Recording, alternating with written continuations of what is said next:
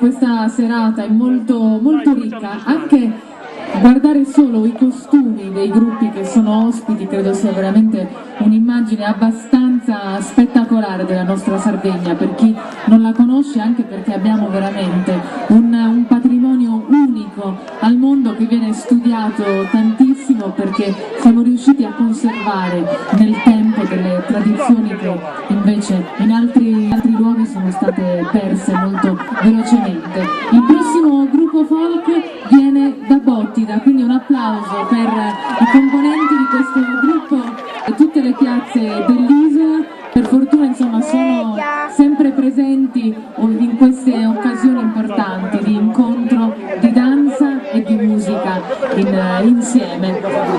Vi vedo un pochino intimidite da qualcosa? No, tranquille? Sì? Sorridenti più o meno? Dipende.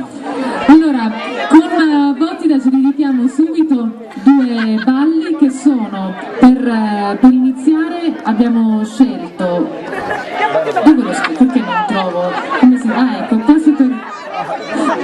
Tu mi suggerisci anche dove guardare le cose, vero? Sei stato attentissimo, hai sbirciato nei miei appunti. Iniziamo con Passo Torrau e danza, in realtà stavo leggendo la seconda parte, invece iniziamo con questa. Siete pronti? Sì?